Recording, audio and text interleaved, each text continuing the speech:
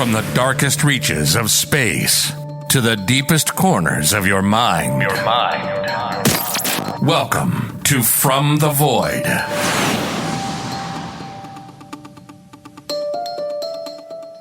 Welcome to From the Void. I'm your host, John Williamson, and we're back with the conclusion, the second part and conclusion of the Green Children of Woolpit with John Clark. If you haven't heard the first part yet, hit pause, go back and listen to last week's episode first, or this part won't make any sense. But if you've already heard it, then welcome back. And without further ado, I give you John Clark on this week's mystery of From the Void, the Green Children of Woolpit.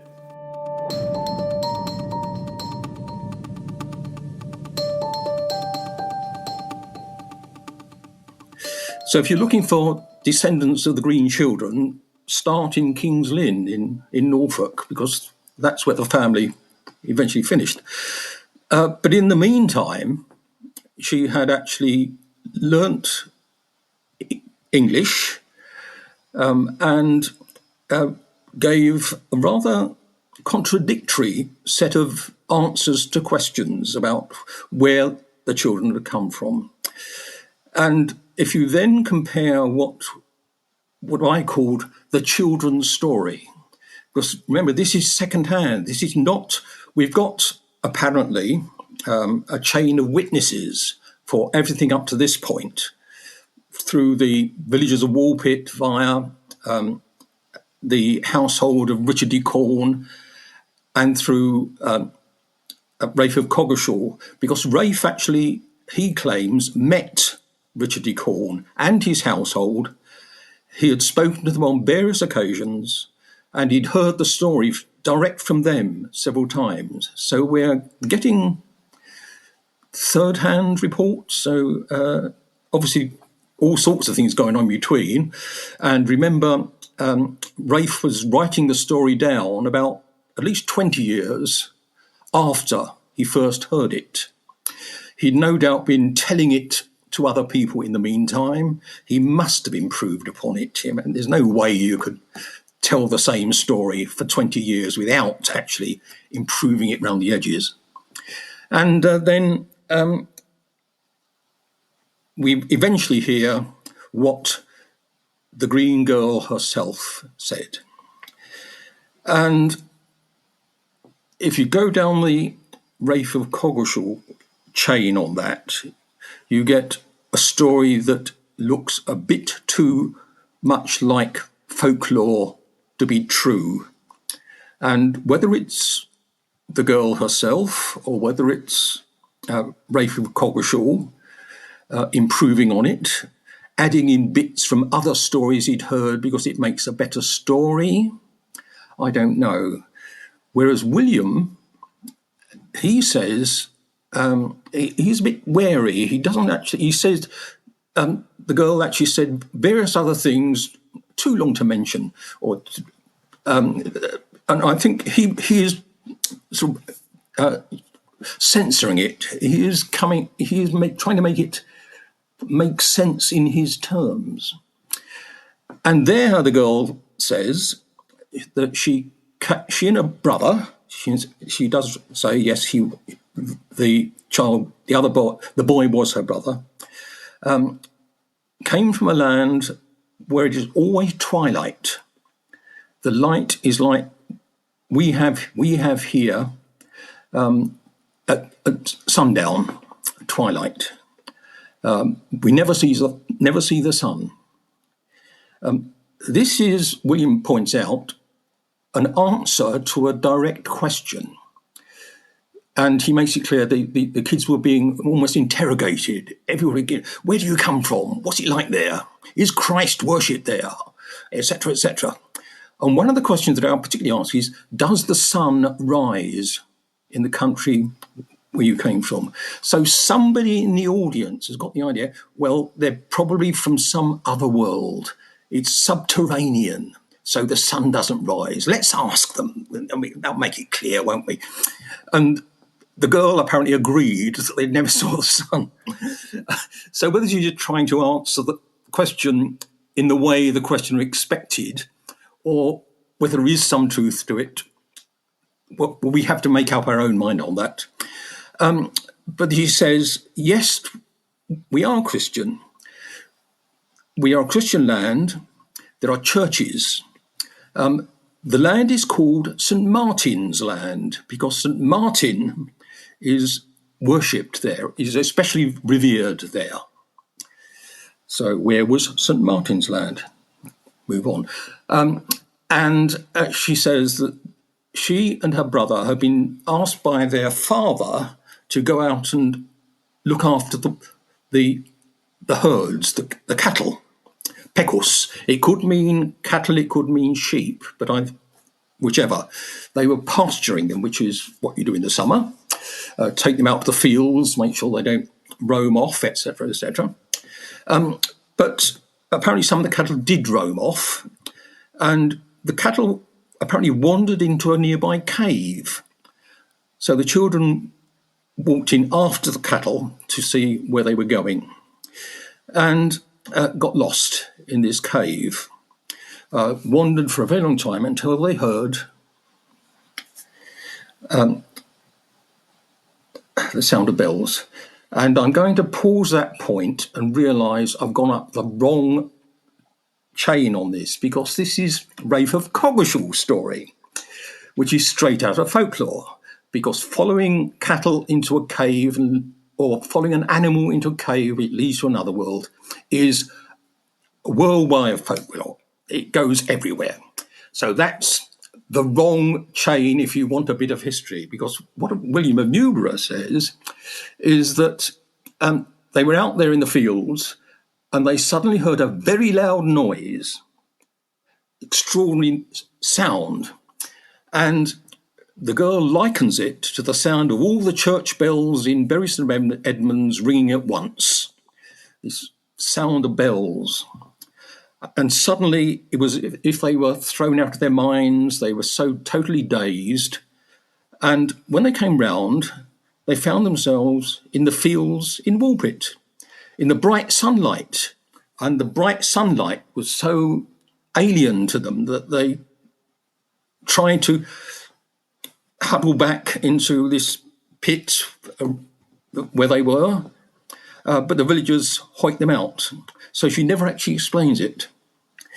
So having gone that train, let's go to Rafe of Coggeshall, who left the kids wandering this cave, just like so many other folkloric explorers before them. And they heard the sound of bells. And they followed this sound, the sweet sound of bells, and came out in this little pit on the edge of the fields of Woolpit, where the villagers discovered them. And they couldn't find their way back in to the cave they'd wandered through. So that really throws these two stories into two totally different areas that you can't relate to each other.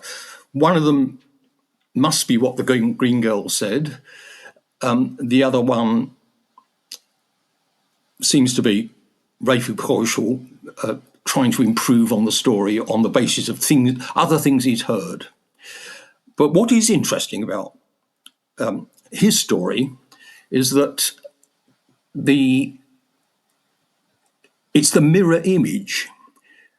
The normal story is how a human being finds their way into a fairy otherworld. Here, Rafe is coming up with this marvellous mirror reversed way round. This is how people from a fairy otherworld find themselves in the human world. So it's pretty clear that Rafe, and quite probably the people he spoke to, thought the kids were from some sort of subterranean fairy otherworld, in spite of the fact that they sort of lost their green colouring and the girl got married and presumably raised a family up in King's Lynn and served a while as a servant in Richard E. Corn's household. So that's the story with all its rather intriguing implications that has kept me interested and busy for quite a few years now. Yeah, I can see why. And you talk a lot about in the book about how historians and just people interested in the story in the years since then have sort of debated the historicity of the story and have come out in very different directions. I would say, and so talk a little bit about like on the basic facts. What are there any things that we can know about this story? I mean, there's the interesting piece about the reference to Saint Martin, which seems like something that may have been, as you said, applied later after the fact. What connection is there to Saint Martin based on what we know about the people of that time period? St. Martin is presumably, though there are others, St. Martin of Tours in northern France. And if you look for a land where St. Martin was particularly revered, well, France is the place to go, because there are so many villages called Saint Martin, or places called Saint Martin. There's so many churches dedicated to him. He really was the saint. He wasn't the patron saint. He was the saint of France. On the other hand, he does seem to have been also particularly revered in Belgium, Flanders, sort of east of France, and particularly almost regarded as the patron saint of children. It's St. Martin who delivers presents on St. Martin's Day, November the 11th, instead of Christmas time. And these are children, so various people get it. Well, the children obviously came from that part of Europe, because that's what you have to do. You say, well, okay, where did the children come from? They were foreign, they were alien, they weren't English. So first, where did they come from and how did they get here? And that's the train that so many people trying to study the story have gone down. It becomes very difficult because you cannot explain every aspect of it via the same rationalisation. There's always going to be something that doesn't fit. And then you have to explain where it came from. And the easy way out is say, these sort of things seem rational. These are the sort of things that seem they might have happened. This one, like wandering through a cave following the cattle, that there are no caves in Suffolk, sort of thing. Not quite true, but there are no great cave systems leading miles and miles from one part of Suffolk to another. And nobody followed a cow into them. So, but on that basis, you have to say, well, that is awfully folklore. It is somebody's making it up. Sun, you couldn't see the sun. Well, perhaps it was a cloudy day, or so you muck around with it. You chop the edges off and get, and then what has tended to happen is you come up with your theory and then make it fit. You have to do a little bit of tweaking and hope nobody, or you don't notice yourself you're doing it, to make it fit a sort of rational historical explanation. The other way to go is to say, yes, it all happened, and then you have to tweak history to fit. You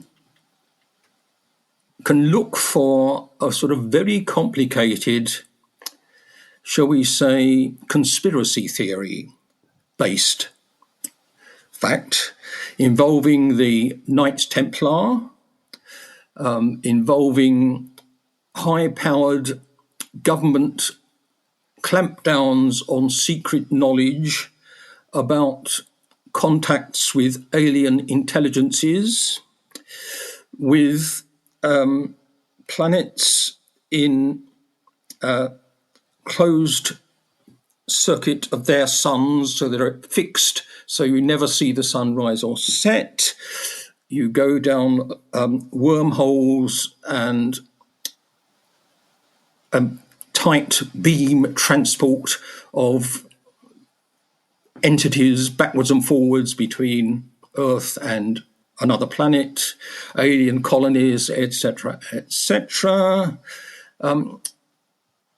Or straight say, well, the kids came, St. Martin's land, it must be Mars, or they came from a land under the earth where the flying saucers are based.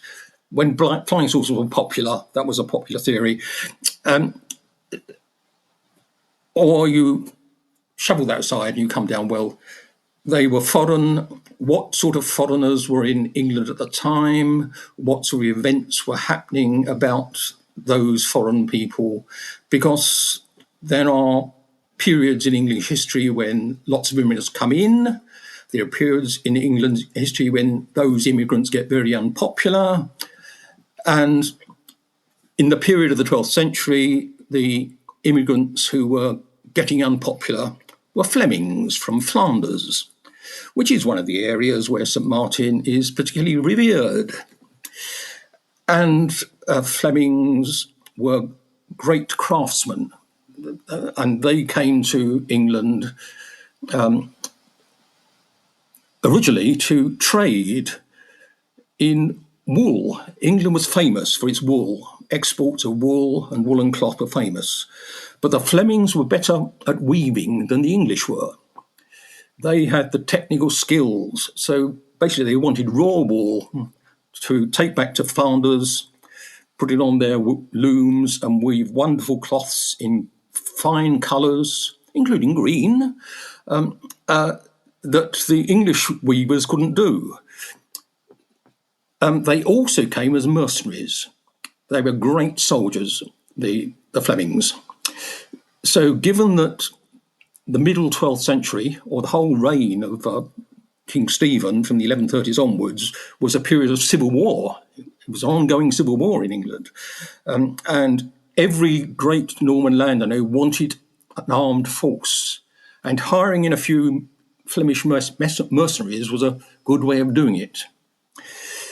So those mercenaries did not actually make themselves very popular with the people whose farms and villages were being burnt down as the ravaging forces went backwards and forwards. So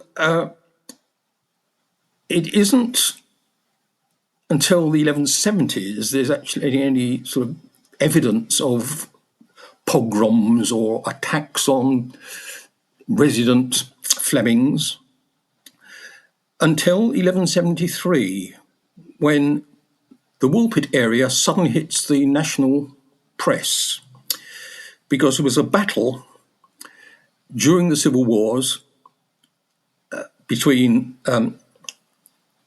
King Henry and his son, known as young King Henry, were actually in a new civil war.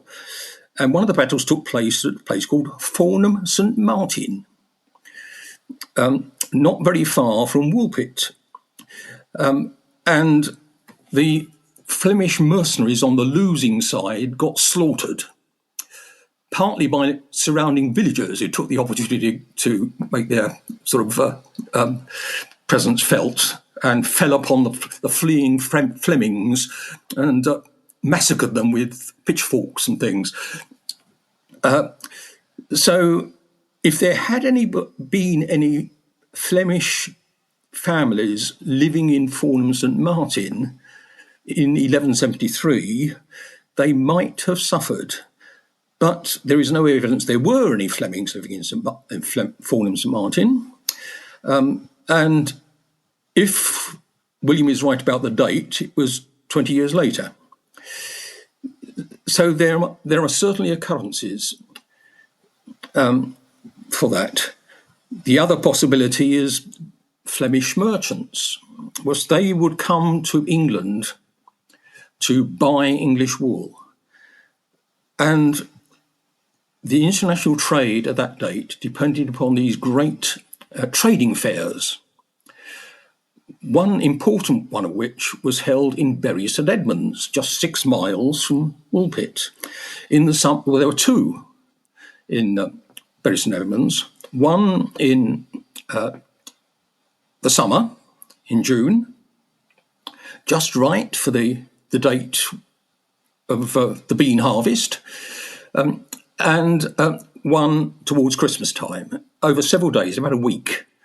Basically, the whole town turned over to trading booths where the woolen fleeces or spun thread will be available for foreign merchants to come in and stock up, take back to the ports, load them onto their ships, and cross the North Sea to Flanders and the Rhineland, sort of the Rhine estuary. So that will be the time when they're on the roads leading to Bury St Edmunds and these other towns, and the road from Ipswich, great east coast port, to Bury St Edmunds passes straight through Woolpit. And on the trail would be these groups, probably with armed men to protect them, but also with bags of silver coins to buy their wares from the route. There is at least one instance of an occasion further to the south in Kent, where a Flemish merchant was ambushed, murdered, and his bullion was stolen on the way to London, between Dover and London, very busy road, but he was ambushed just outside London and murdered. So there were perils on the roads of England at the time. Robin Hood wasn't around, but his predecessors certainly were. So the villagers might well have been worried that these kids had somehow been caught up. They had come perhaps with their parents from one of the European trading towns and been caught up in one of these ambushes. Because what happened in the previous occurrence in just outside London, near Greenwich, was that the whole surrounding communities got fined because of this one instance. Every single villager had to pay up a fee to the king for this ambush of a merchant, because the merchants were under the protection of the king. So don't attack anybody who's under the protection of the king, otherwise you personally will, and all your neighbours will be fined. So that was a chain I was going down for a while. I'm beginning to change my mind, and I've never really come up with and I'm never going to try and boil it all down into one story, because I don't think there is one story. I think that's what makes this mystery so interesting, is that, and you call that out in the book wonderfully, where, you even mentioned some other theories put forth by a lot of other historians and folklorists, and none of them quite fit perfectly. None of the puzzle pieces quite, fit perfectly in there. And so I think that's what makes it a wonderful mystery that likely we'll never know the truth of it. So anything else that you would like to add in terms of, I know one theory, I'd heard the Flemish theory. I'd heard someone even tried to make an attempt at why their skin might be green based on some sort of health issue or something. I've heard all sorts of interesting things, obviously the aliens and alternate dimensions, and there's all sorts of things. But often, as I'm sure you're well aware, a lot of times these legends are born out of a basis of truth and then somehow get elaborated upon over time. Do you think that this is a story that, has a basis in fact and ultimately was just sort of elaborated upon over time, or what are your thoughts after having spent a great deal of time researching it? Right. Well, I think there is a basis of fact. I think the children existed. I think they did turn up in the fields of Woolpit. Where they had been in the meantime, we don't know. I think they were green, whatever that might mean, and that is certainly open to discussion. I think they were foreign in our sense. They spoke a language that was not recognised locally by anyone. They were wearing foreign clothes that were not like those you'd seen in any sort of East Anglian village at the time. But given the fashions of the time, I think the villagers might well have been surprised if somebody from the Royal Court in London turned up. They would be so differently dressed. Worryingly,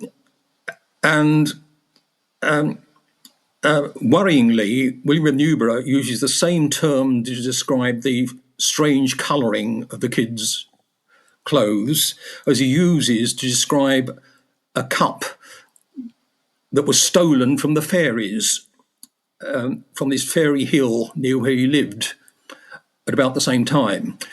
So even that idea might well have some sort of folkloric input. So, and yes, I think the kids were taken to Sir Richard de Corn's house, and I think, yes, the boy died, and I think, yes, the girl lived on, worked as a servant in the household, and yes, I would like to believe she became a woman and married a man in King's Lynn. Everything else, I think, is up for grabs. And whether there is enough in there to begin to speculate where they really came from, I do actually have some afterthoughts about that, which I'm still pondering over, basically because it's never a good idea to close a book on a piece of research.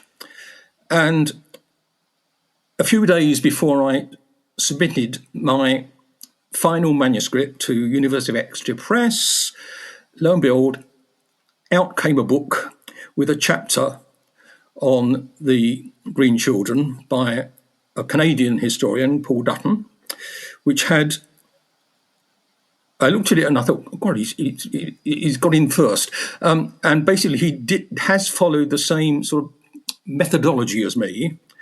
I was pleased to see there wasn't anything in it that I hadn't thought about. However, he did say something in it that made me wonder and look back and think, well, perhaps I should have gone a bit further into that one. It's one of these businesses about the health of children and the medical evidence and so on. So, which is a different story entirely. So I may actually put in a postscript at some point. That would be amazing. It's a wonderful book, thoroughly researched, on, like I said, a fascinating tale that I think is probably lesser known, but is incredibly interesting. And so I really appreciate your time coming on today and sharing some of your research with my audience. And again, thanks again for spending some time with me. Well, thank you. I've been glad to be here.